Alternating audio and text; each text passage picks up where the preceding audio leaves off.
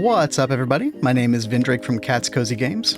In today's tutorial, I'm going to show you how to get started with your steam machines in GTNH. I'm going to show you how to get water, I'll show you how to get your first coal boiler, your first single block steam machines, how to beef up your infrastructure so you'll be conquering the steam age before you know it. So without yapping further, let's get into it. So the first thing that we've got to talk about is water, because without water, you cannot make steam. And so let's take a look at that before we get into any of this part of the quest book. In Multiblock goals, there's a quest here called the Water Dilemma. This is going to tell you everything that you need to know about how to make your first water tank from Railcraft. You need 26 of this water tank siding, which there are basically two different options for the recipe here. One is with sticky resin, and one is with congealed green slime. Now, if you can get the slime, I would recommend the slime recipe. It's better to deal with. It's easier to get more of this green slime than it is the sticky resin. Basically, if you go the sticky resin route, you're looking for this tree right here. You know you found it because you see the two little leaves at a point on the top. And you can either use a tool to get the sticky resin out of this, or you can use an axe to break it down, and you have a chance to get some sticky resin out of that. And so you could just mass plant these trees and gather the sticky resin that way. That's something that's been in industrial craft for a very, very long time. The classic. The other way is occasionally in your world gen, you will find floating slime islands up in the sky around like Y level 128, somewhere around there.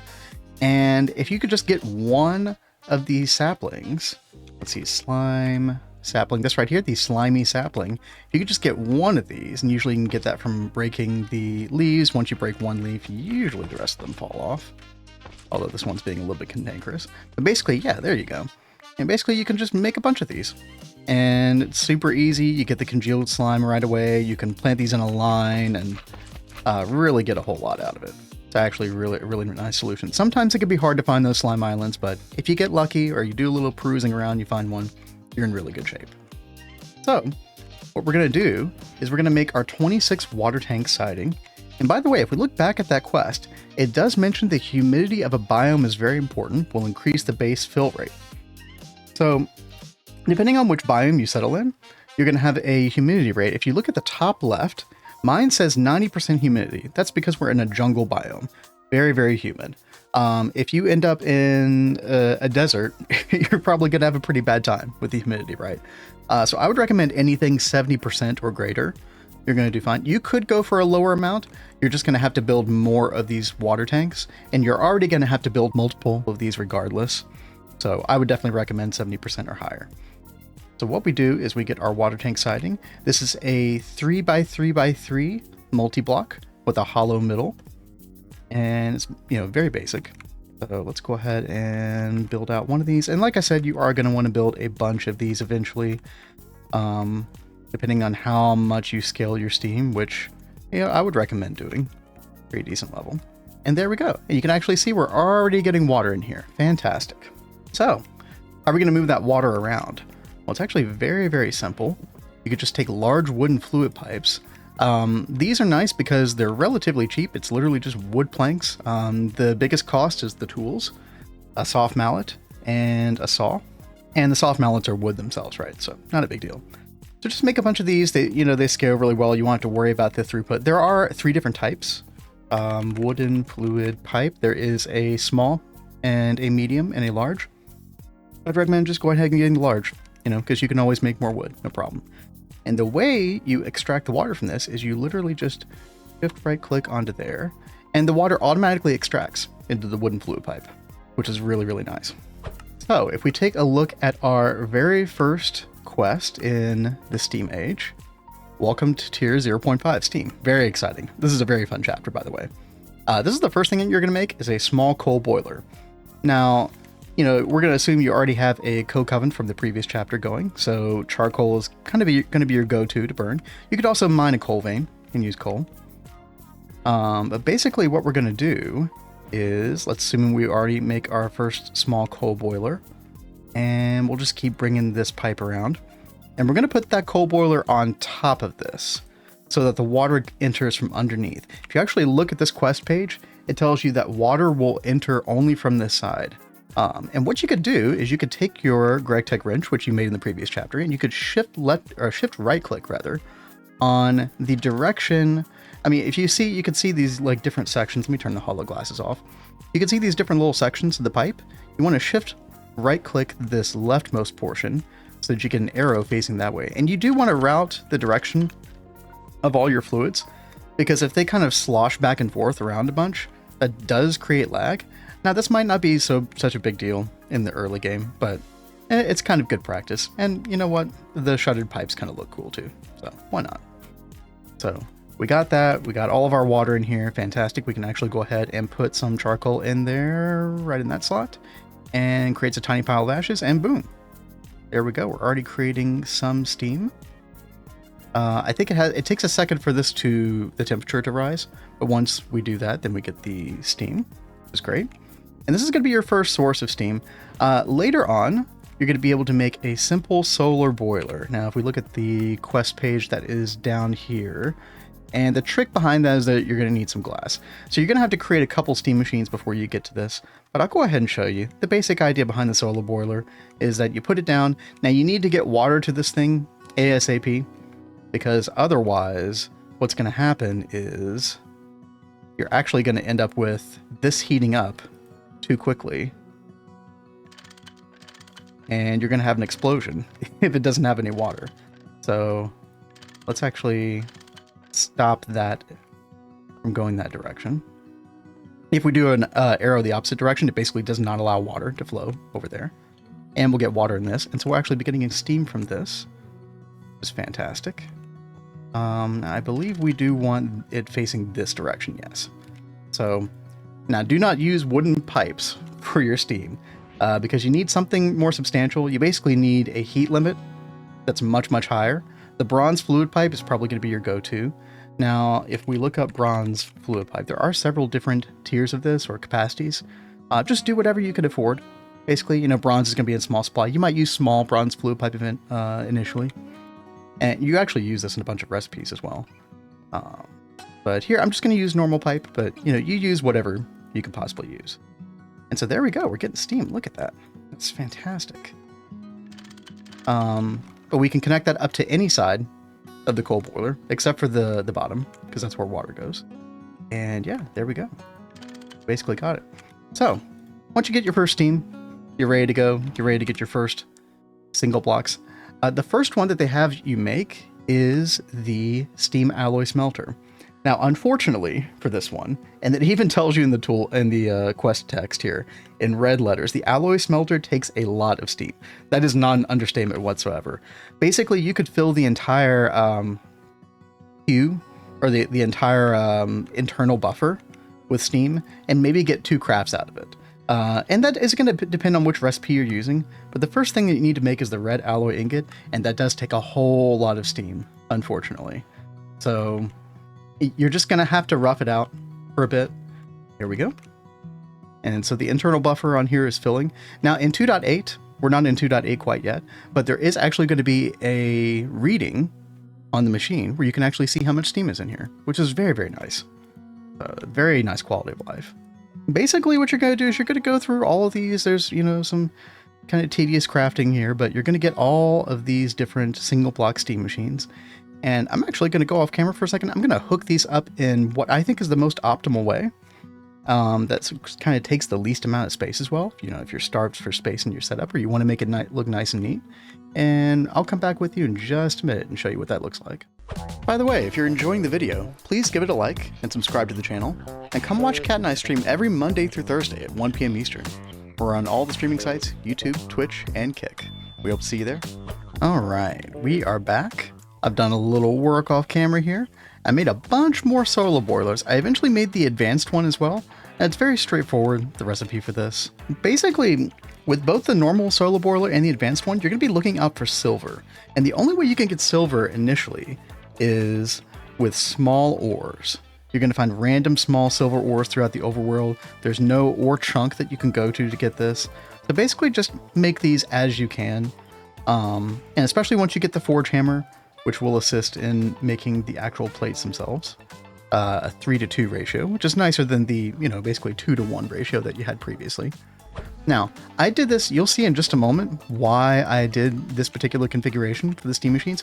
You end up with 6 of these total, including the furnace. Although you'll probably eventually take the furnace away for a better furnace option, which is called the steam oven a little bit later. But basically what you do is you bring it, you want them one above the ground so you can put hoppers underneath. And then you also want the pipe that comes down to them one up. And the reason for that is because you want the steam to vent. If I just right click the middle of this with a wrench, you can actually make the steam vent in different directions. And if the steam has nowhere to go, then the craft actually will not finish. And the machine will stall out. It won't void your craft, it just won't complete. But this method is nice because in these front machines, you can basically vent the steam to the side. And then, actually, I'll do it right here. And then these back ones, because there's no pipe running directly behind them, you can vent the steam there. They just need a block of air next to wherever you vent it.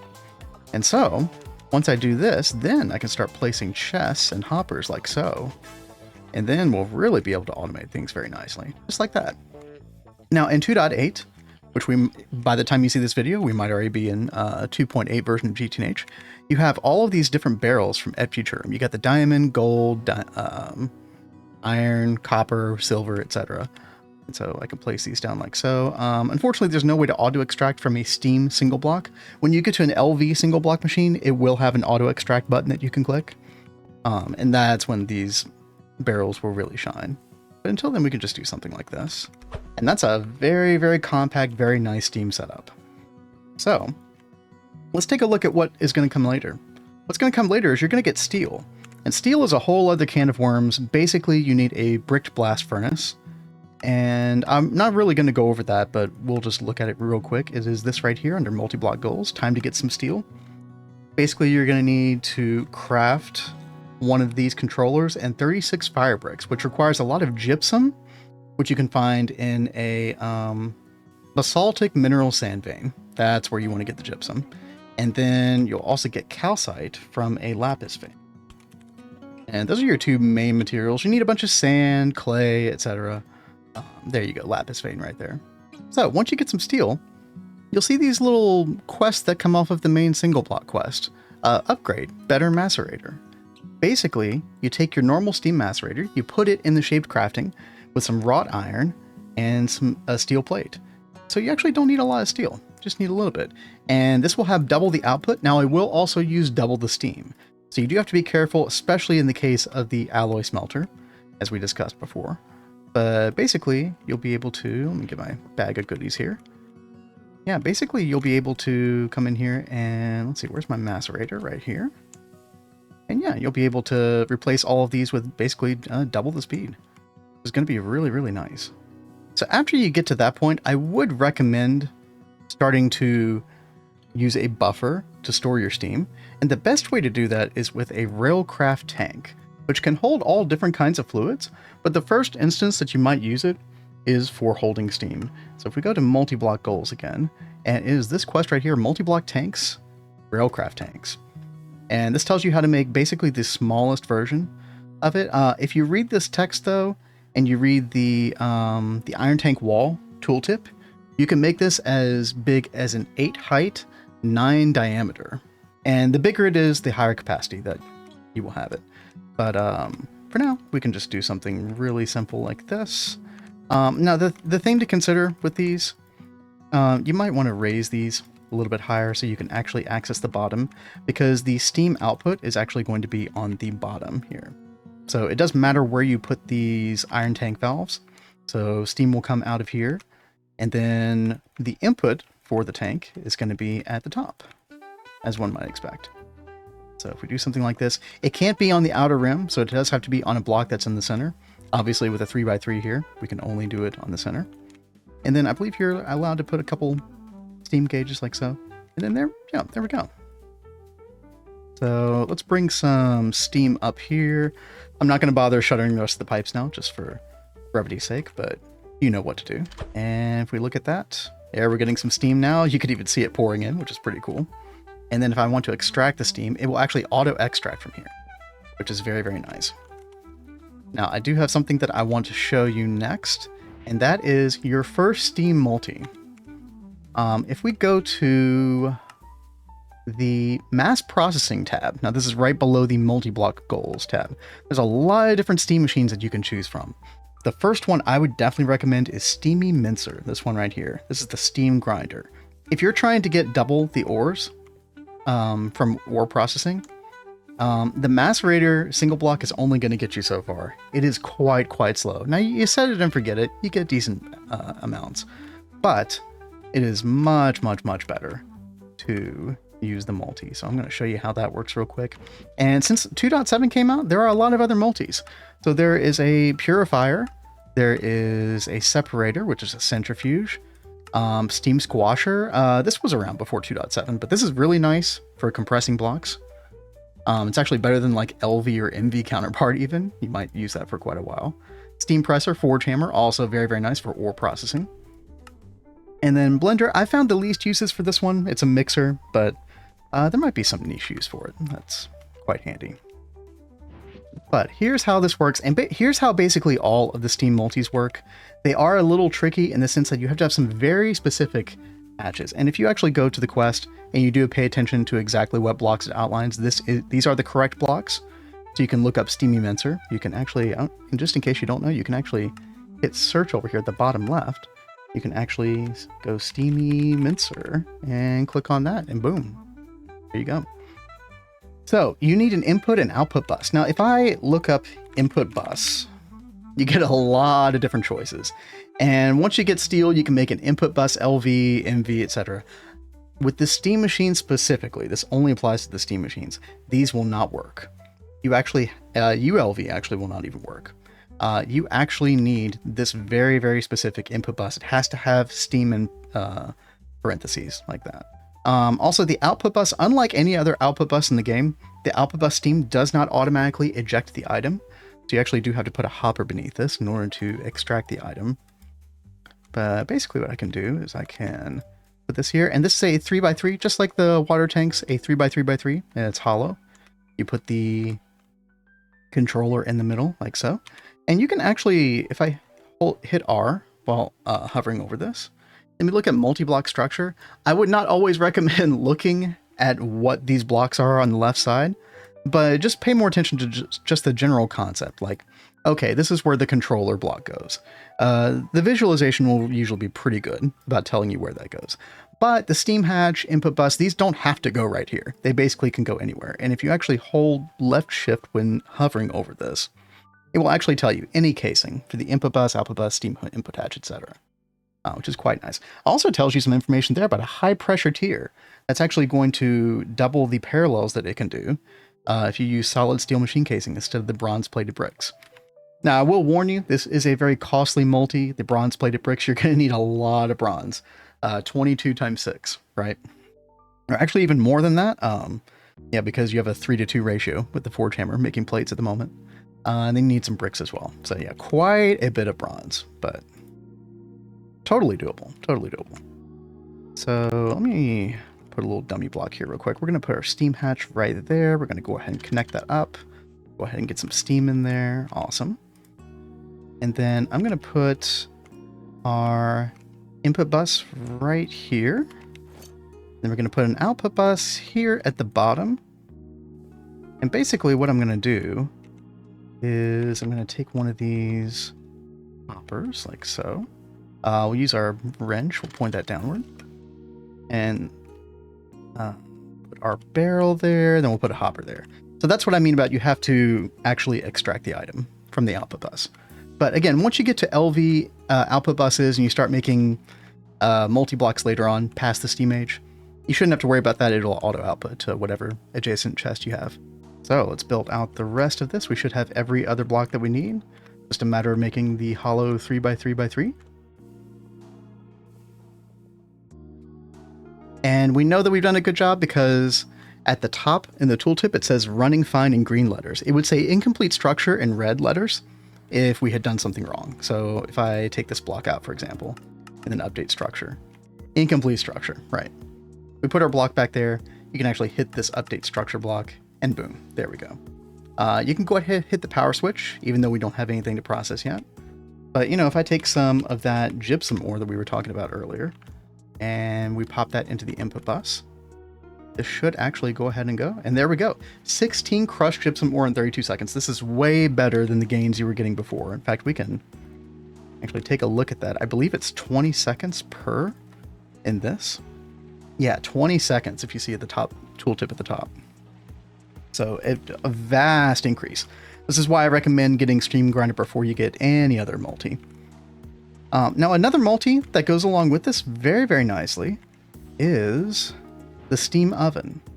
Now, the only catch with this multi compared to the steamgrinder is that you need a whole lot of steel. So you need several brick blast furnaces. You need to be cranking this stuff out.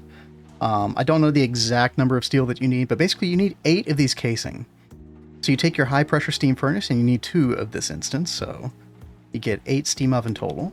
But basically, if I do something like this, like, you know, prop it up, then you just put 8 in a little 2x2 block, and then there you go. And then all you have to do is bring some steam over. And once that goes up, it's actually going to do 9 instances of a furnace. So it works in parallels of 9, as long as you can continue to provide it with steam. And boom, there we go. All of the iron nuggets. If you want to avoid the iron nugget thing, then you would need to forge hammer this iron ore into, let me see if I can find it real quick. Forge hammer it into impure piles. And then once you smelt that, then you get the iron ingot. So technically you're getting gains from this, but I mean, who wants to spend the time compressing the nuggets, right? I do want to show you one other way that you can produce steam at this point, because getting this amount of solar boilers in the actual steamage itself is a bit difficult, again, mainly because of your access to silver for that recipe. So what you can do is we can go over to our mob farm that we did in our last tutorial, and we can look at this. This is the Railcraft steam boiler. So if we take a look at the multi-block goals quest page, and we look at this quest right here, low pressure boiler tank. There's also a high pressure variant, but let's just take a look at the low pressure. It's a bunch of iron, basically. So you need to make a bunch of these, and if you look at the dimensions, you can make a bunch of different variations of this. You need a firebox below this. So if I take a look at the quest above, Railcraft Steam Power, it shows you how to make that exact firebox. So that's basically what we've got going on here. So we have a max size low pressure, and again, like the other things, you need to make sure that you provide water to it, otherwise it's going to explode. But you can provide this with several different things. You can provide it with creosote, so you could pipe creosote from your coke ovens, and you could bring it over here, and you can burn that. Now, you would need a bunch of coke ovens in order to maintain the uptime on this. So I believe the quest book even tells you exactly how much you need. Is it bio for the masses? I believe it's this right here, 2 big ovens, right? This quest right here, it's called 2 big ovens, so you can search for this. And if you look at all of this, it tells you 19 coke ovens automated. So what you can do is you can take that charcoal and you can place it in here like an item, but then you can also pipe all the creosote. That's a lot of work, it's a lot of infrastructure, but it's going to produce a lot of steam. That took Kat and I in our previous playthrough well through the LVH without any trouble whatsoever. So I do highly recommend these Railcraft boilers. Here we're using blaze rods because you can have a blaze farm, as we showed in a previous video. And I mean, you're just pumping out endless blaze rods. Look at that, we've got over 4,000. Plenty, so we're actually getting a surplus even though we're burning all of these into steam. And once you do that, I mean, you're going to be good to go. You're going to be sailing through this age. So, you know, steel is the other difficult part of the steam age, but once you make several of those brick blast furnaces and you get your steam infrastructure kind of the way we showed you, you're going to get pretty far. You're going to come down to this lower portion and you're going to start going to LV age, which is a very, very exciting time. I love this part of Gregtech New Horizons. It's so cool. I can never get enough of it. So I really hope that helped you. If you did like the video, if it did help you out, please give us a like and please subscribe to the channel. And we will come to you with another tutorial very, very soon. Until then, take care.